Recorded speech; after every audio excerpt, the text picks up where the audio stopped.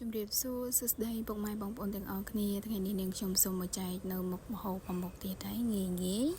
តែឆ្ងាញ់អញ្ចឹងអាចធ្វើទៅអាចមើលទៅលើវិធីសាស្ត្រនៃការធ្វើរបស់ខ្ញុំបានថ្ងៃនេះខ្ញុំឆាសៀងជាមួយសាច់ជ្រូកចិញ្ច្រាំពងទា2គ្រាប់ផងដែរចាមានសៀងប្រៃចាសាច់ជ្រូកចិញ្ច្រាំ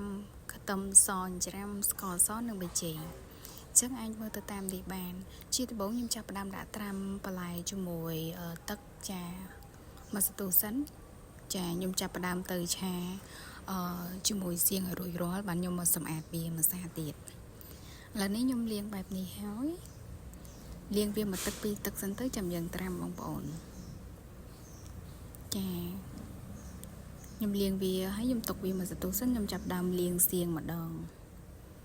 សៀងនេះសៀងប្រៃអញ្ចឹងខ្ញុំលាងចំនួន2ទឹកចោលដែរបងប្អូនដើម្បីកុំឲ្យវាប្រៃពេកហើយអស់ក្លិនវាដែរ